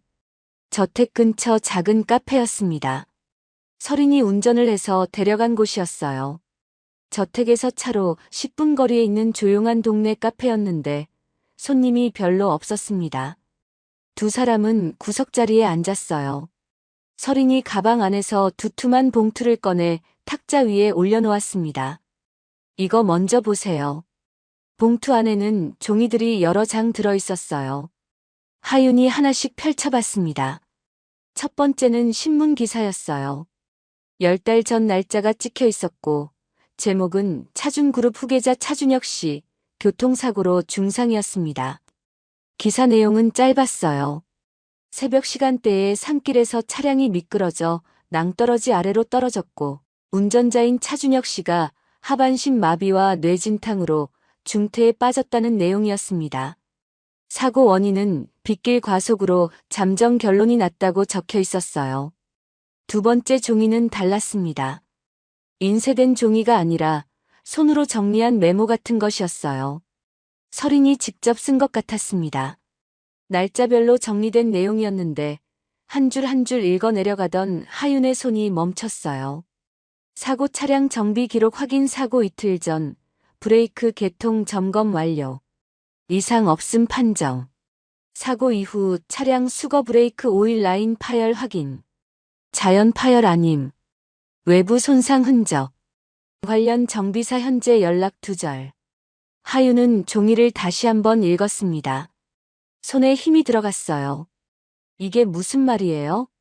설인이 두 손을 탁자 위에 올려놓으며 천천히 말했습니다. 오빠 사고는 사고가 아니에요. 누군가 브레이크를 건드린 거예요. 카페 안이 갑자기 더 조용하게 느껴졌습니다. 창밖으로 차들이 지나가는 소리가 들렸지만 하윤의 귀에는 잘 들리지 않았어요. 누가요? 설인이 봉투에서 마지막 종이를 꺼냈습니다. 사진이었어요. 흐릿하게 인쇄된 사진이었는데 두 남자가 주차장 같은 곳에서 마주 서 있는 장면이었습니다. 한 명은 알아볼 수 없었지만 다른 한 명은 하윤도 본 적이 있는 얼굴이었어요. 며칠 전 밤에 저택 앞에 차를 타고 왔다가 돌아갔던 그 남자였습니다. 차태준이에요. 오빠 사촌 형이요. 설인의 목소리가 낮게 가라앉았어요. 할아버지 때부터 이어온 그룹인데 아버지한테 아들이 둘 있었어요. 오빠 아버지, 그러니까 지금 회장님이 큰아들이고 작은 아들 쪽에서 태준 씨가 태어난 거죠. 원래 후계자는 오빠였어요. 능력도 있었고 할아버지도 오빠를 점찍어 뒀었거든요. 그런데 태준 씨 입장에서는 그게 용납이 안 됐던 거예요. 하윤은 손에 든 사진을 내려다봤습니다. 그 남자가 저택 앞에 왔을 때 느꼈던 불쾌함이 다시 올라오는 것 같았어요. 그럼 일부러 오빠를 없애려 했다는 거예요? 서린이 고개를 끄덕였습니다. 천천히 그리고 무겁게요. 죽이려던 건지 아니면 그냥 후계자 자리에서 밀어내려 했던 건지는 모르겠어요. 하지만 결과적으로 오빠는 저렇게 됐고 태준 씨가 그룹 실무를 장악하게 됐으니까요. 하윤은 잠시 아무 말도 못했어요. 머릿속에서 여러 가지 것들이 한꺼번에 정리되려고 했습니다. 시아버지가 했던 말, 기대는 하지 말라던 말, 나아지길 바라는 게 아니라던 말. 그게 무슨 뜻인지 그때는 몰랐는데 지금은 조금 알 것 같았어요. 남편이 회복되는 것이 불편한 사람이 있다는 뜻이었습니다. 그 불편한 사람이 누구인지도 이제는 짐작이 됐어요. 이 사실을 오빠는 알고 있어요? 몰라요. 기억을 잃었으니까요. 그리고 저도 확신이 없어서 말을 못했어요. 증거가 될 만한 게 사진 하나뿐이라서요. 서린이 잠깐 말을 멈췄다가 다시 이었어요. 형수님한테 말씀드리는 건 그냥 알고 계셔야 할 것 같아서예요. 오빠 곁에 있는 사람이니까요. 그리고 솔직히 말씀드리면 저는 형수님이 오빠 옆에 있어줬으면 해요. 하윤은 손에 든 사진과 서류들을 다시 봉투에 넣었습니다. 손이 떨릴 것 같았는데 떨리지 않았어요. 대신 가슴 안쪽이 무겁게 내려앉는 느낌이었습니다. 저택으로 돌아오는 차 안에서 하윤은 내내 창밖을 바라봤어요. 가로수들이 빠르게 뒤로 흘렀습니다. 머릿속에서는 계속 같은 장면이 맴돌았어요. 새벽 산길, 브레이크가 말을 듣지 않는 차, 낭떠러지 아래로 떨어지는 순간. 남편이 그 안에 있었습니다. 혼자서요. 저택에 도착해 차에서 내리면서 하윤은 잠깐 현관 앞에 멈춰 섰어요. 안에서 남편이 어딘가에 있을 거였습니다. 지금 이 순간에도 자신에게 무슨 일이 있었는지 모른 채로요. 문을 열고 들어가자 복도 끝에서 휠체어 바퀴 소리가 들렸어요. 남편이 거실 쪽에서 나오고 있었습니다. 두 사람이 복도에서 마주쳤어요. 남편이 하윤의 얼굴을 한번 봤습니다. 어디 다녀오셨어요? 잠깐 바람 좀 쐬고 왔어요. 하윤이 짧게 대답했어요. 목소리가 평소와 다름없이 나왔습니다. 남편은 더 묻지 않았어요. 하윤 옆을 지나 자기 방 쪽으로 향했습니다. 하윤은 그 뒷모습을 바라봤어요. 넓은 어깨, 반듯한 등. 휠체어를 타고 있었지만 구부러지지 않은 등이었습니다. 저 사람은 모르고 있었어요. 자신이 왜 저 휠체어에 앉게 됐는지를요. 하윤은 방으로 올라갔습니다. 문을 닫고 침대 끝에 앉았어요. 봉투를 가방에서 꺼내 탁자 위에 올려놓고 한참을 바라봤습니다. 분노가 올라왔어요. 조용하고 천천히 올라오는 분노였습니다. 누군가의 욕심이 한 사람의 삶을 이렇게 만들어놨다는 것에 대한 분노였어요. 그리고 그 분노 옆에 또 다른 감정이 하나 생겨나고 있었습니다. 하윤은 그 감정이 뭔지 아직 정확히 몰랐어요. 하지만 한 가지는 분명해졌습니다. 이제 이 결혼은 그냥 계약이 아니었습니다. 그날 밤 하윤은 오래도록 잠을 이루지 못했습니다. 불을 끄고 누웠지만 눈이 감기질 않았어요. 천장을 바라보다가 옆으로 돌아 눕다가 다시 천장을 봤습니다. 머릿속에서 서린이 했던 말들이 계속 맴돌았어요. 브레이크가 조작됐다는 것, 차태준이라는 이름, 그리고 후계자 자리를 둘러싼 싸움. 잠이 올 수 있는 상황이 아니었습니다. 새벽 2시쯤 됐을 무렵이었어요. 하윤이 결국 자리에서 일어나 앉았습니다. 탁자 위에 놓아둔 봉투를 다시 꺼냈어요. 불을 켜고 그 안의 서류들을 하나씩 다시 펼쳐봤습니다. 신문기사, 손으로 쓴 메모, 흐릿한 사진. 읽으면 읽을수록 머릿속이 복잡해졌어요. 사진 속 차태준의 얼굴을 오래 들여다봤습니다. 저택 앞에 왔을 때 보였던 그 여유로운 걸음걸이가 떠올랐어요. 아무것도 모르는 척 그냥 무난 인사를 온 사람처럼 행동했던 그 모습이요. 하윤은 사진을 봉투에 도로 넣고 탁자 위에 올려뒀습니다. 그리고 한동안 그냥 앉아 있었어요. 그러다 문득 생각이 하나 떠올랐습니다. 지금 당장 이 집을 나가면 어떻게 될까? 서린한테서 들은 이야기를 모른 척하고 짐을 싸서 조용히 나가버리면 어떻게 될까? 아버지 빚이야 어떻게든 되겠지 싶기도 했고, 이 복잡한 집안일에 끼어 있는 것 자체가 위험할 수도 있다는 생각도 들었어요. 처음 이 결혼을 결심할 때만 해도 하윤은 이런 것들을 알지 못했습니다. 단순히 빚을 갚기 위한 거래라고만 생각했어요. 하윤은 천천히 자리에서 일어나 옷장을 열었습니다. 가져온 짐이 많지 않았으니 싸는데 오래 걸리지 않을 거였어요. 여행 가방을 꺼내 침대 위에 올려놓고 옷가지 몇 벌을 꺼내 그 안에 넣기 시작했습니다. 그런데 손이 멈췄어요. 어머니 사진이었습니다. 탁자 위에 세워둔 그 사진이 눈에 들어왔어요. 낡은 사진 속에서 어머니가 웃고 있었습니다. 하윤이 12살이던 해에 찍은 사진이었어요. 그 무렵 어머니는 이미 많이 아팠는데 그래도 사진 속에서는 환하게 웃고 있었습니다. 아픈 티를 내지 않으려고 애썼던 거라는 걸 나중에야 알게 됐어요. 하윤은 그 사진을 손에 들었습니다. 한참을 바라봤어요. 그리고 가방에 넣으려던 옷가지를 도로 꺼내 옷장에 걸었습니다. 여행 가방을 닫고 옷장 아래에 도로 밀어 넣었어요. 그러고는 침대에 앉아 무릎 위에 두 손을 얹었습니다. 이유가 뭔지 정확히 설명하기는 어려웠어요. 논리적으로 따지면 나가는 게 맞을 수도 있었습니다. 하지만 마음이 그 방향으로 움직이질 않았어요. 저 아래층 어딘가에 있을 남편이 생각났습니다. 자신에게 무슨 일이 있었는지도 모른 채 매일 치료를 받고 있는 그 사람이요. 억울하게 당한 사람이었어요. 그것도 가장 가까운 사람에게요. 그걸 알고 나서 그냥 나가버리는 건 하윤이 할 수 있는 일이 아니었습니다. 다음 날 아침 치료 시간이었어요. 하윤은 평소와 다름없이 도구들을 챙겨 남편 방으로 갔습니다.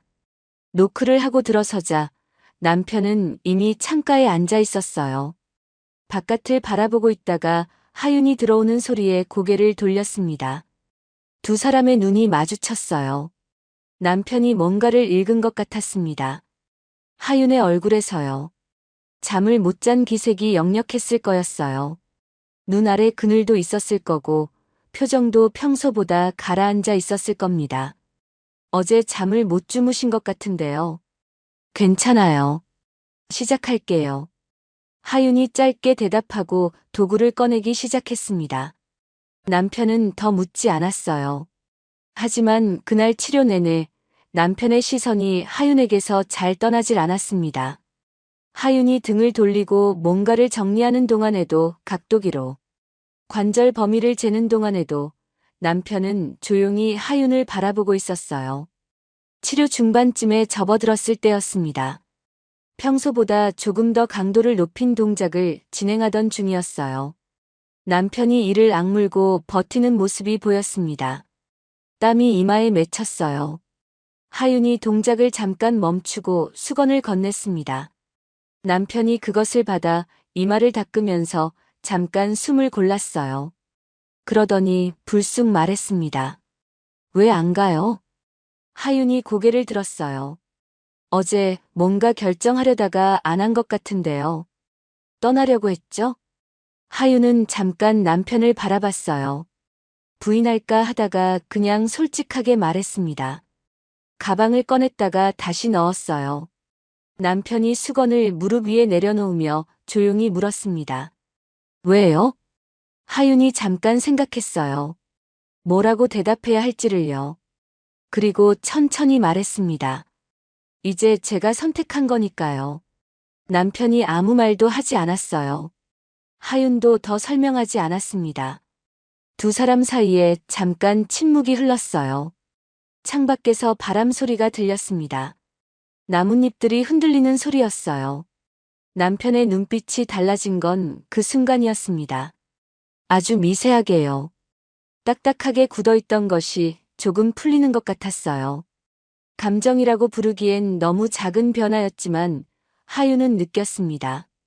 그날 오후였어요. 치료가 끝나고 하윤이 남편 방을 나서다가 책상 위를 보게 됐습니다. 두꺼운 책들 사이에 사진이 한 장 꽂혀 있었어요. 빠져나와 있다기보다는 살짝 삐져나와 있었는데 하윤의 눈에 그게 걸렸습니다. 사진 속에는 젊은 남자가 있었어요. 양복을 입고 서 있었는데 웃고 있었습니다. 환하게 웃는 얼굴이었어요. 지금 남편의 얼굴과 닮아 있었는데 그 웃음이 완전히 달랐습니다. 지금은 볼 수 없는 웃음이었어요. 하윤은 그 사진을 꺼내지 않았습니다. 그냥 제자리에 두고 방을 나왔어요. 하지만 복도를 걸으면서 그 사진 속 얼굴이 머릿속에서 지워지지 않았습니다. 저녁 식사 시간이었어요. 그날따라 가정부가 음식을 평소보다 조금 더 차려뒀었습니다. 두 사람이 식탁에 마주 앉았어요. 처음처럼 완전한 침묵은 아니었습니다.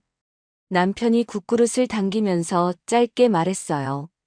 오늘 치료 많이 힘들었어요. 하윤이 고개를 들었습니다. 많이요? 예전보다 강도가 높아졌으니까요. 그래도 버텼습니다. 하윤이 잠깐 남편을 봤어요. 그리고 말했습니다. 잘 버티셨어요. 짧은 말이었어요. 그런데 남편이 그 말을 듣고 잠깐 멈추더니 다시 밥을 먹기 시작했습니다.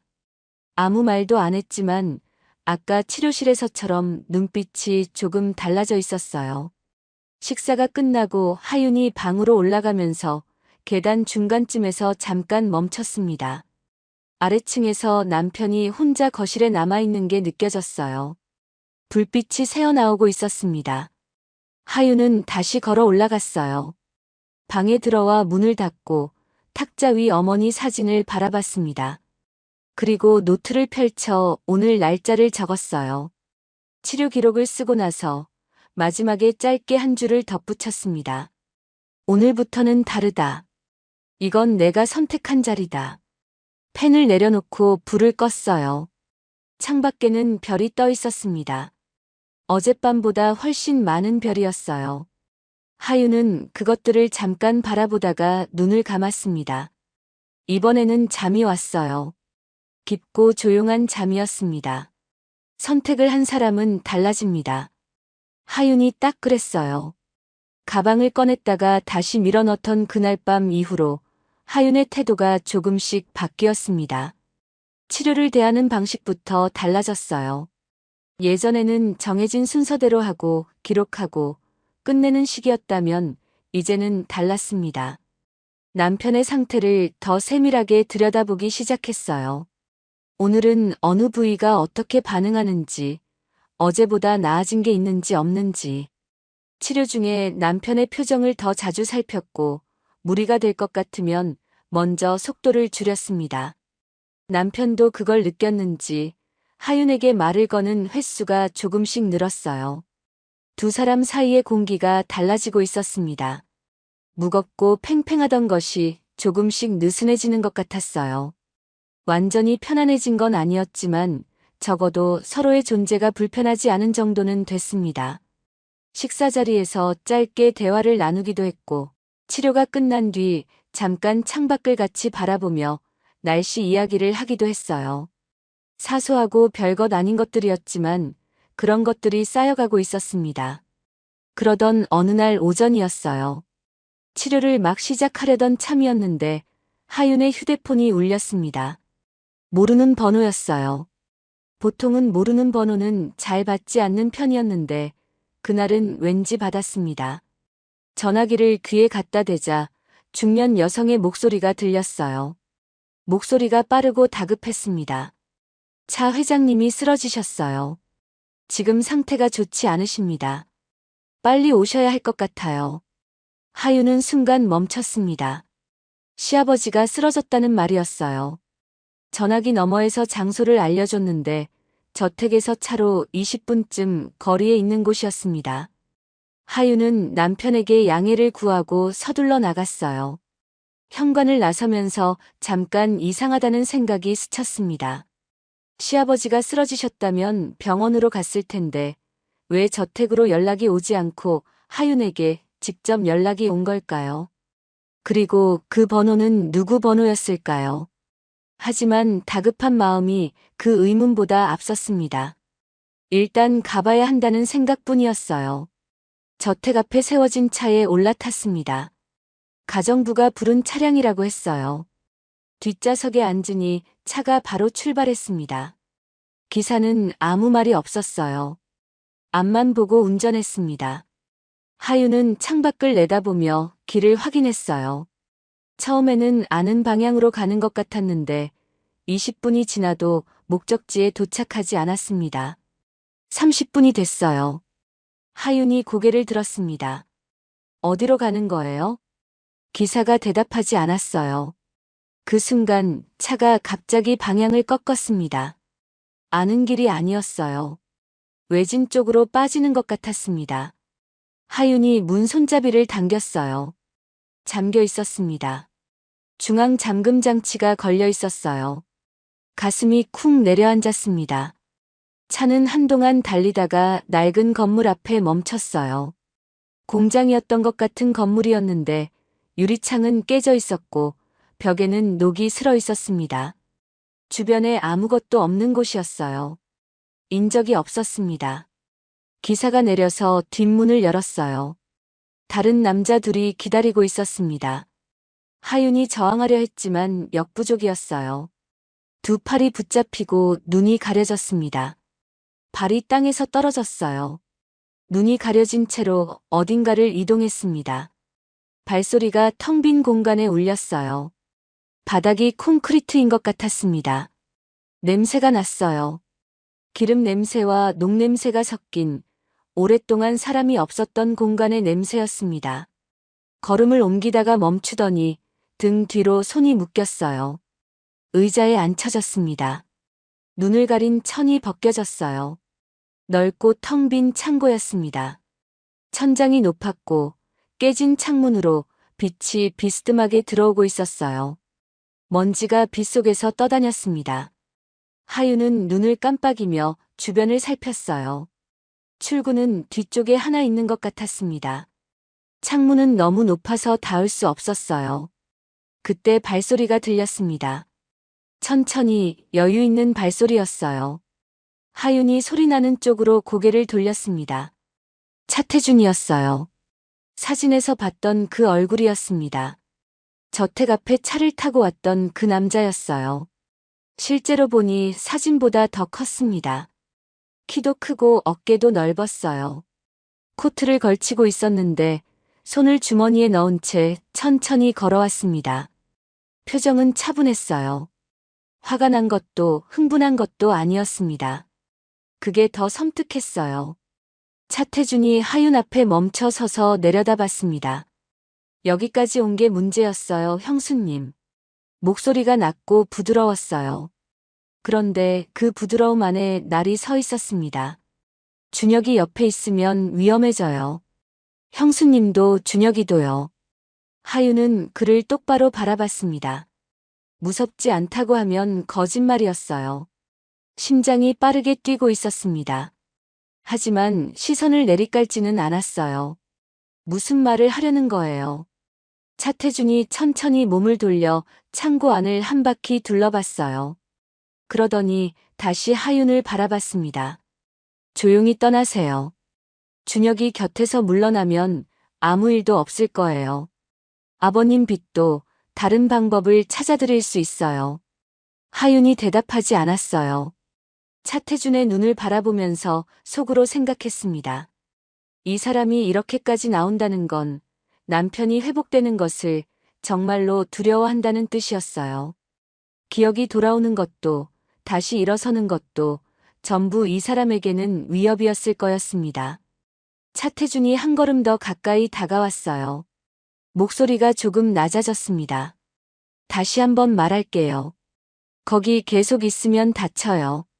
하윤이 밧줄이 묶인 손목을 움직였어요. 묶인 게 느슨한 편은 아니었지만 손목을 비틀면 조금씩 여유가 생기는 것 같았습니다.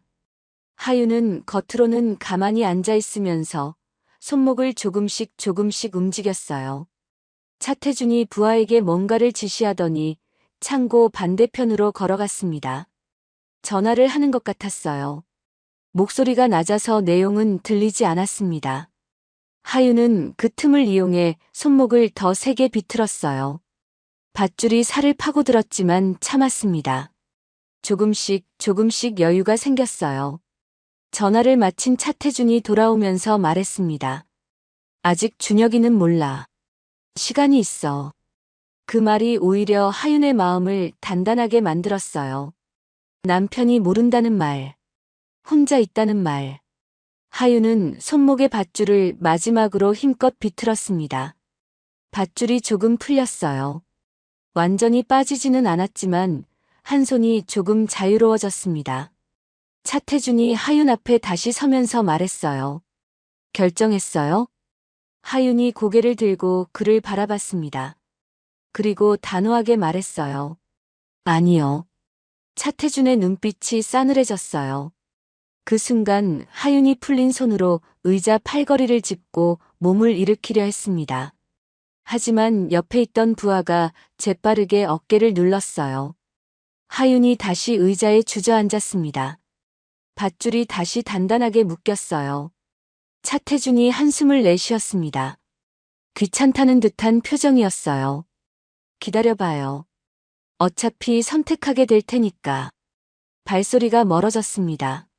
창고 안에 다시 어둠 같은 침묵이 내려앉았어요. 깨진 창문으로 바람이 들어왔습니다. 차갑고 을씨년스러운 바람이었어요.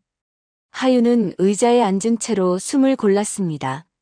심장이 빠르게 뛰었어요. 하지만 울지 않았습니다. 눈물이 날 것 같은 순간이었는데 이상하게 나오지 않았어요. 대신 머릿속이 빠르게 돌아갔습니다. 지금 이 상황에서 할 수 있는 것이 무엇인지를 생각했어요.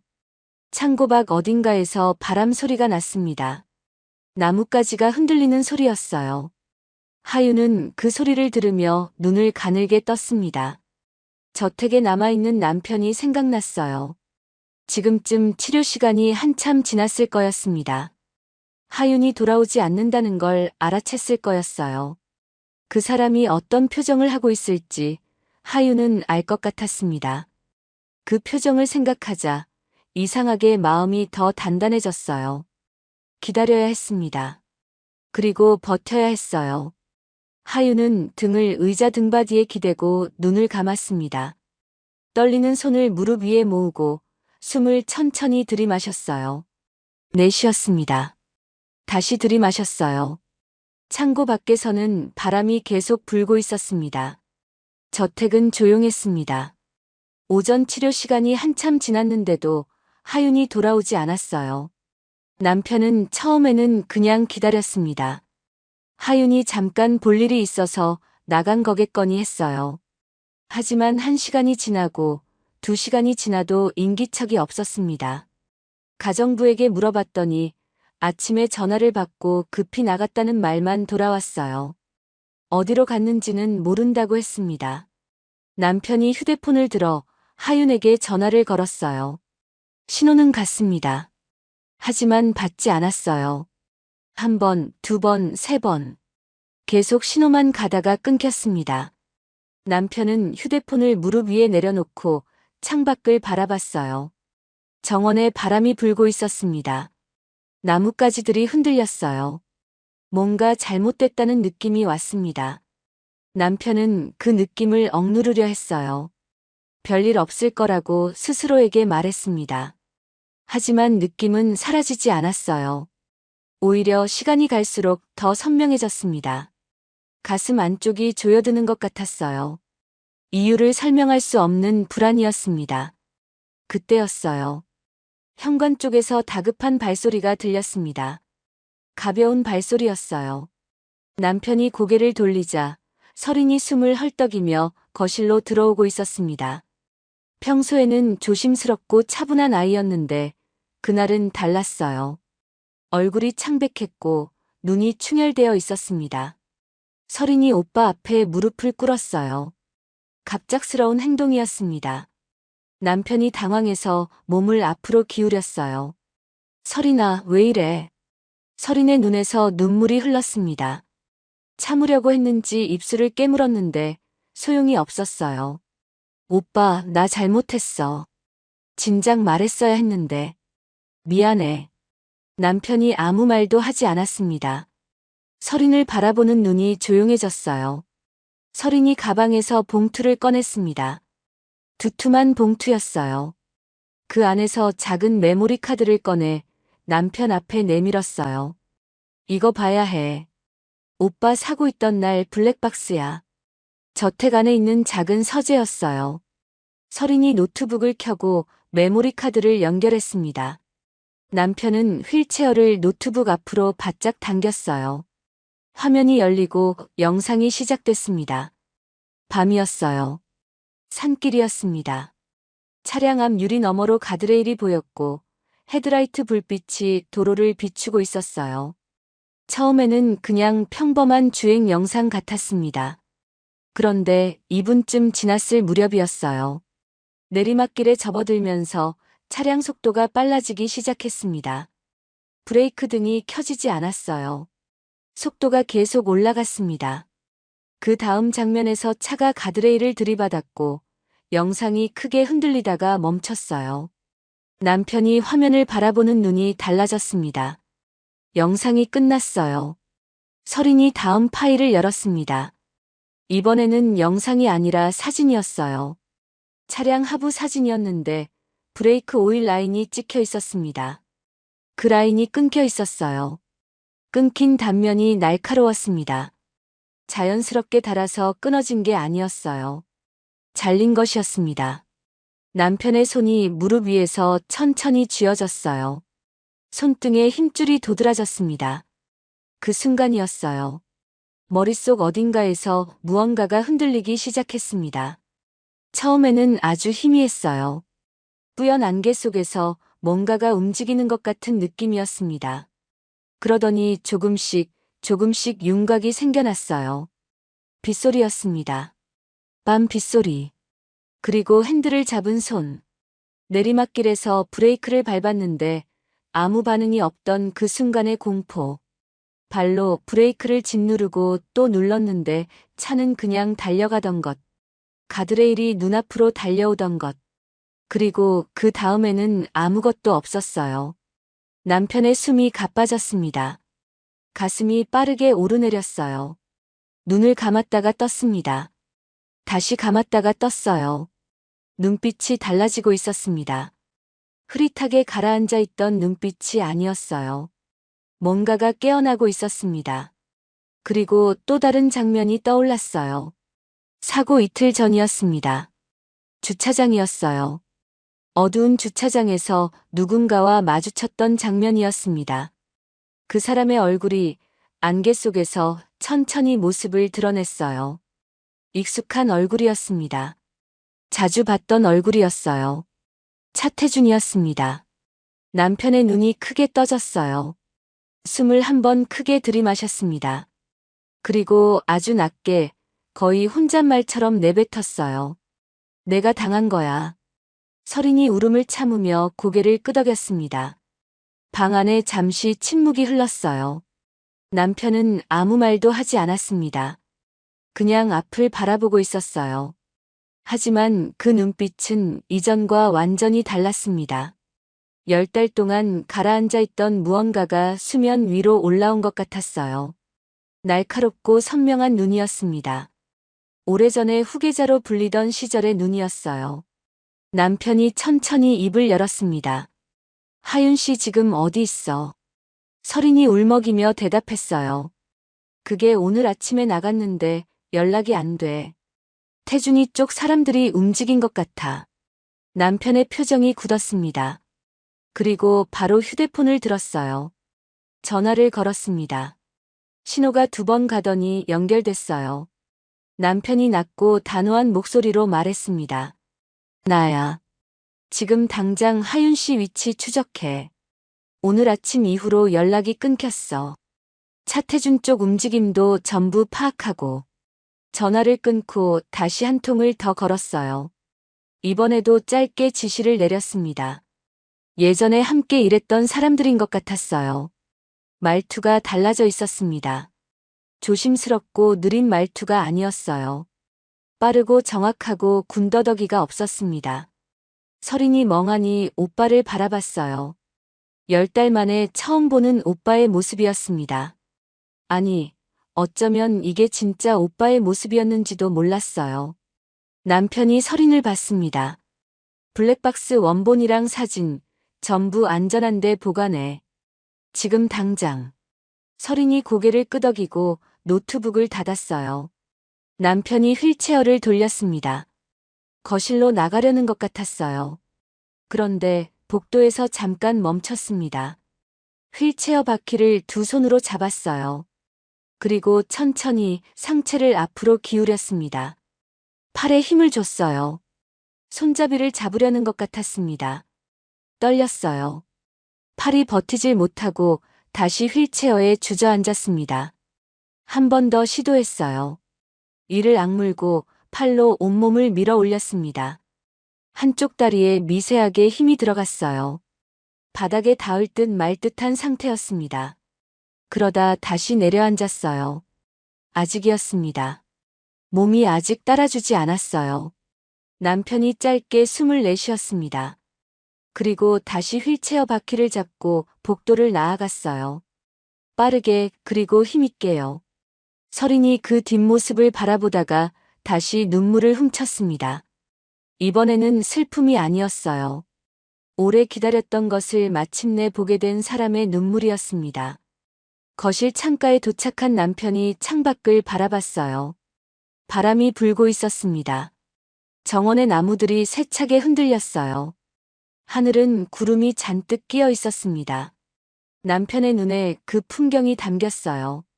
그리고 휴대폰이 울렸습니다. 남편이 바로 받았어요. 찾았습니까? 잠깐 침묵이 흘렀다가 상대방의 목소리가 들렸습니다. 남편의 표정이 굳어졌어요.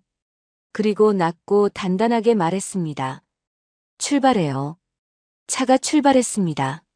저택 대문을 나선 검은 차량이 빠르게 도로 위를 달렸어요. 조수석에는 남편이 타고 있었습니다. 뒷좌석에는 예전부터 남편 곁에서 일했던 사람이 둘 함께 탔어요. 오래전 후계자 시절부터 함께해온 사람들이었는데 각성한 남편의 전화 한 통에 1시간도 안 되어 저택 앞에 나타났습니다. 그것만 봐도 이 사람들이 그동안 어디선가 기다리고 있었다는 걸 알 수 있었어요. 남편은 차 안에서 내내 창밖을 바라봤습니다. 표정은 굳어 있었어요. 말이 없었습니다. 하지만 그 침묵은 예전의 침묵과 달랐어요. 예전 것이 텅 빈 침묵이었다면 지금은 무언가로 꽉 차 있는 침묵이었습니다. 생각이 빠르게 돌아가고 있는 사람의 얼굴이었어요. 위치는 이미 파악이 돼 있었습니다.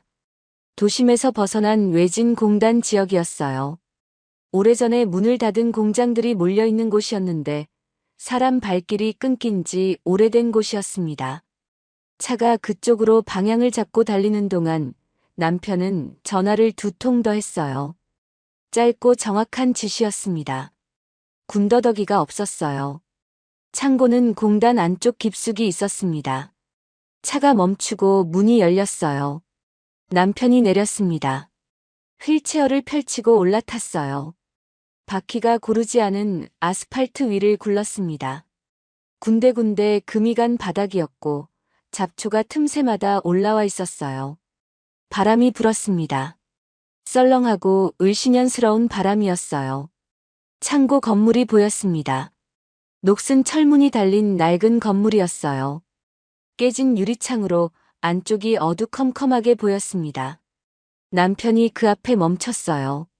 그때 철문이 안에서 열렸습니다. 차태준이었어요. 코트 차림으로 철문 앞에 서서 남편을 내려다봤습니다.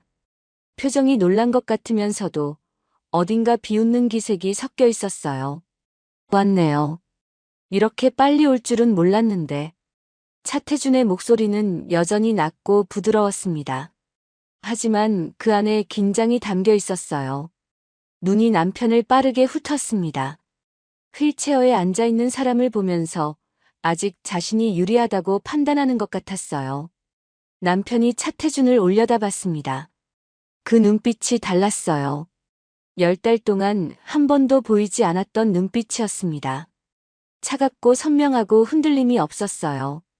넌 끝났어. 세 마디였습니다. 짧았어요.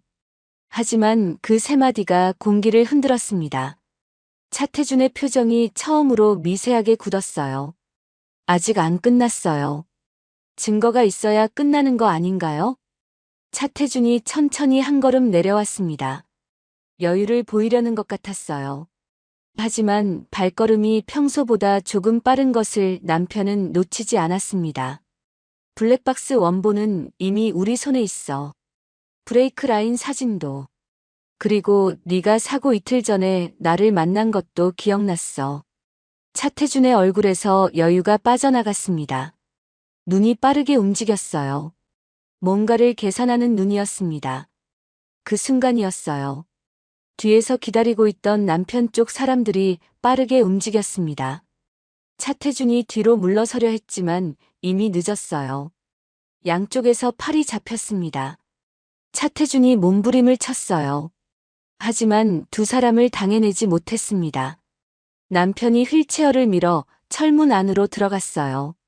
창고 안은 어둡고 넓었습니다. 공기가 차갑고 텁텁했어요. 먼지와 녹냄새가 섞여 있었습니다. 남편의 눈이 안쪽을 훑었어요. 그리고 봤습니다. 창고 한가운데 의자에 묶인 채 앉아있는 하윤을요. 하윤은 소리를 듣고 고개를 들었습니다. 눈이 충혈되어 있었어요. 입술이 말라 있었고 머리카락이 흐트러져 있었습니다. 하지만 눈빛은 살아 있었어요. 꺼지지 않은 눈이었습니다. 남편이 휠체어를 빠르게 밀었어요. 하윤 앞에 다가와 멈췄습니다. 두 사람의 눈이 마주쳤어요. 말이 없었습니다. 한동안 그냥 바라봤어요. 남편이 먼저 손을 뻗었습니다. 하윤의 손목을 묶은 밧줄을 잡아당겼어요. 매듭이 단단했습니다. 옆에서 따라온 사람이 다가와 칼을 꺼내 밧줄을 끊었어요.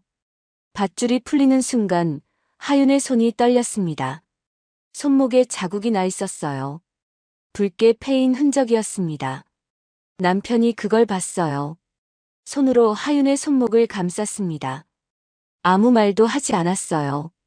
그냥 가만히 감싸 쥐었습니다. 하윤이 자리에서 일어서려다 다리가 풀렸어요. 오래 묶여 있었던 탓에 감각이 없었습니다. 남편이 하윤의 팔을 붙잡았어요. 그 손이 단단했습니다. 하윤이 겨우 균형을 잡고 섰어요. 그리고 남편을 내려다봤습니다. 두 사람은 한동안 그렇게 있었어요.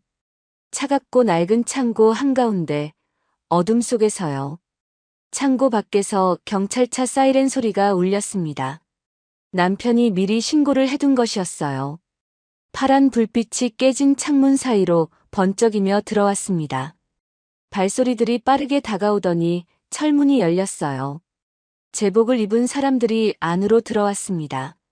창고 밖에서는 차태준이 결국 제압되는 소리가 들렸어요. 저항하는 소리와 수갑이 채워지는 소리가 났습니다. 그리고 잠잠해졌어요. 하윤이 창고 밖으로 나왔습니다. 바깥 공기가 차가웠어요. 폐에 가득 차가운 공기가 들어왔습니다. 저도 모르게 숨을 크게 들이마셨어요. 눈이 절로 감겼다가 떠졌습니다. 남편이 옆에 있었어요. 경찰들이 분주하게 움직이는 가운데 두 사람은 잠시 그 자리에 가만히 있었습니다. 말이 없었어요. 차태준이 경찰차에 실려가는 것이 보였습니다. 코트 자락이 바람에 날렸어요. 저 여유롭던 걸음걸이는 없었습니다. 그냥 작아진 사람이었어요. 며칠 후 일들이 빠르게 정리됐습니다. 블랙박스 영상과 브레이크 라인 사진이 증거로 제출됐어요. 차태준이 사고를 조작했다는 사실이 수사를 통해 드러났습니다. 관련된 사람들이 줄줄이 조사를 받았어요. 차준 그룹 안에서는 오랫동안 감춰져 있던 것들이 하나씩 수면 위로 올라왔습니다. 오래된 욕심이 만들어낸 일들이었어요. 병원이었습니다. 검사를 받기 위해 입원한 하윤의 병실이었어요. 창으로 오후 햇살이 비스듬하게 들어오고 있었습니다. 하얀 침대 위에 하윤이 앉아 있었어요. 손목 자국에는 붕대가 감겨 있었고 얼굴에는 피로한 기색이 역력했습니다. 하지만 눈빛은 맑았어요. 문이 열렸습니다. 남편이었어요. 휠체어를 밀며 병실 안으로 들어왔습니다. 하윤이 고개를 들었어요. 남편이 침대 곁으로 다가와 멈췄습니다. 두 사람이 마주봤어요. 처음 결혼식장에서 눈을 마주쳤을 때와는 전혀 다른 눈빛이었습니다. 그때는 서로가 낯선 사람이었어요. 지금은 아니었습니다. 남편이 천천히 손을 내밀었어요. 하윤의 손 위에 조용히 얹었습니다. 붕대가 감긴 손 위였어요. 차갑지 않았습니다. 따뜻했어요. 그리고 남편이 말했습니다. 이번엔 내가 선택할게요. 하윤이 그 말을 들었어요. 잠깐 눈을 내리깔았다가 다시 남편을 바라봤습니다. 뭐라고 대답해야 할지 몰랐어요. 말이 필요하지 않을 것 같았습니다. 그냥 그 손을 꼭 잡았어요. 창밖으로 오후 햇살이 더 환하게 들어왔습니다. 바람이 커튼을 살랑이게 했어요. 병실 안이 조용했습니다. 사람의 목소리도 기계 소리도 없었어요. 두 사람의 손이 맞잡혀 있었습니다. 100억의 빚으로 시작된 결혼이었어요. 계약서에 도장을 찍으며 시작된 관계였습니다. 사랑도 설렘도 기대도 없이 묶인 두 사람이었어요. 하지만 지금 이 순간 그 시작이 어떠했는지는 중요하지 않았습니다. 어떻게 여기까지 왔는지 그 길이 중요했어요. 하윤은 거래를 하러 들어온 사람이었습니다. 그런데 어느 순간 선택을 하는 사람이 됐어요. 남편은 모든 것을 잃은 사람이었습니다. 그런데 어느 순간 다시 찾아가는 사람이 됐어요. 두 사람은 서로가 서로를 일으켜 세운 거였습니다. 그것도 모르는 채로 조용히 천천히요. 햇살이 병실 바닥에 길게 뻗어 있었습니다. 따뜻한 빛이었어요. 맞잡은 두 손 위에도 그 빛이 내려앉았습니다. 이제 진짜 시작이었어요. 오늘 이야기 함께 해주셔서 감사합니다. 다음 이야기로 다시 찾아뵐 수 있도록 구독과 좋아요 부탁드립니다. 오늘도 함께 해주셔서 감사합니다.